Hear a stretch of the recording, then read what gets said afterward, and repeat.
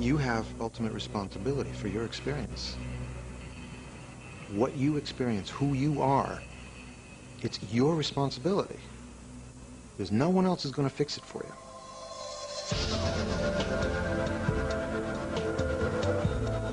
Richard Gere has been on a spiritual journey for the past 30 years. Alongside his Hollywood film career, he is a committed Buddhist.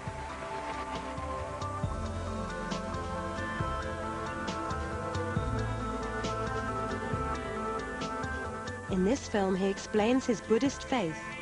He shows how a man in the most public and glamorous profession of all lives by the disciplines of one of the most personally demanding of religions.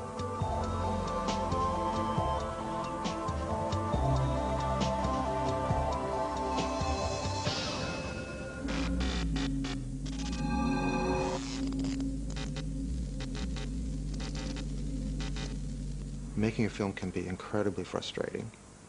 You're under enormous pressure, financial, time, everything else. Cameras in your face, you know, for 3 or 4 months. You don't get any sleep. Everyone else is under pressure too. So those are situations that people can continually be blowing up, getting crazy, getting hysterical. So it's those times in extremis that you really find out who you are. Please welcome to the podium, Richard Gere, right up there. Come on, Richard. If I could only be like Richard Gere.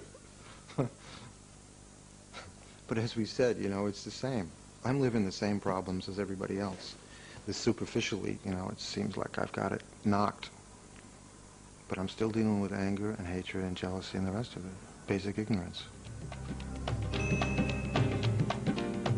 And Richard Gere isn't the only one to discover that Buddhism can help people cope with these kinds of issues. After being locked in Asia for 2,500 years, it's now attracting Western celebrities.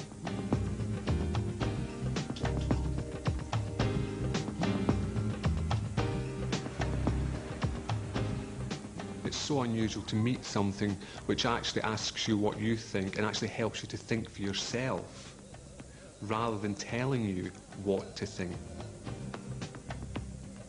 I did grow up a Christian, and I can say that my own explorations of Christianity, I found it to be incredibly compassionate. My parents were very compassionate people.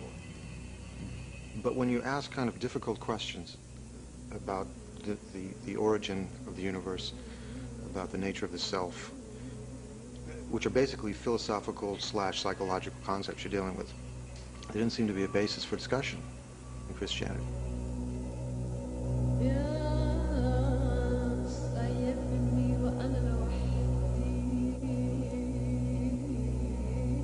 Buddhism doesn't give simplistic answers. And I think anyone who is dissatisfied with the answers that we get from many of the more common religions, particularly from Christianity, where you get answers to the question, well, you go to heaven and, you know, God cares about you and so on. People who are dissatisfied with that, or who are dissatisfied with the glib New Age answers, well, you know, put this crystal under your pillow, or say these words, or take this herbal remedy. People who are dissatisfied with that will find in Buddhism something completely different. Buddhism is not likely to have simple, general answers because it's a faith based on individual experience and responsibility. I'm always going to be young and happy and beautiful, right? And rich and whatever. But if you put the mirror up to your life, you say, it's not true. That's not the way it is. Now, it doesn't make me depressed. It actually makes me smile in a way because you recognize the truth of it. You go, yeah. You have ultimate responsibility for your experience. There's no one else who's going to fix it for you. There's no creator God who's going to come down and make everything all right. There's no one else to plead to.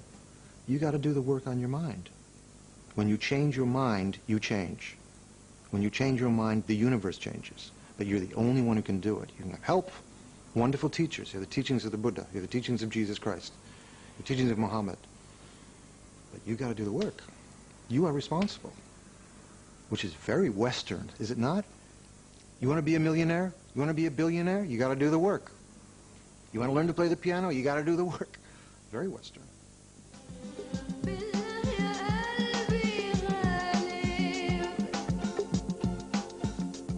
I think almost all human beings question their life all the time. I'd imagine it could be in the case of, say, somebody like Richard Gere, somebody who's got a lot of wealth and has everything that we, in a sense, aspire to. Wealth, security, they seem to have everything. I think it's a bit like, well, when you get all of that, is that enough? It's usually the people who have the most who desire the most. I'm not saying this in respect to Richard. I'm talking in general. As we indulge our desires, we create more desire. It's a vicious circle. Some things we love, we want, desire, and I want this cookie. I desire this cookie. And this is really going to make me happy. And it does the first bite. You know, the first cookie maybe does. The second cookie, maybe not so much. Third cookie, fourth, fifth, 10th cookie, I'm going, I hate cookies. You know?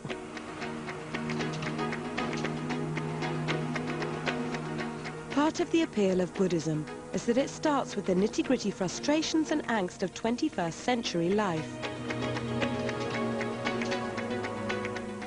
It deals with the modern habit of being vaguely dissatisfied with everything.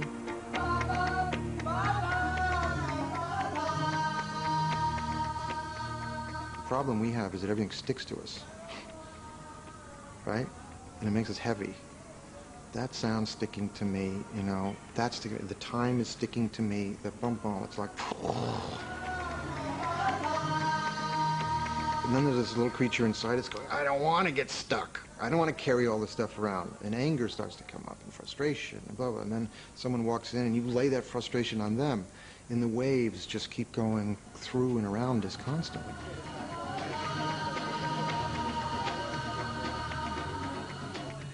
That's samsara. That's the world of frustration and illusion.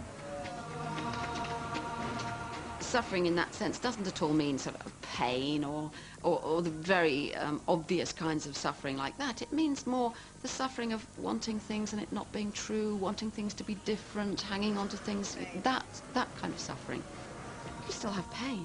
You still have sorrow. You'd still be sad when your friend dies or your parents die or something, you know, those kind of things don't stop. But they're not all bound up in this terrible, awful knot of self-cherishing, of wanting yourself to be other than it is.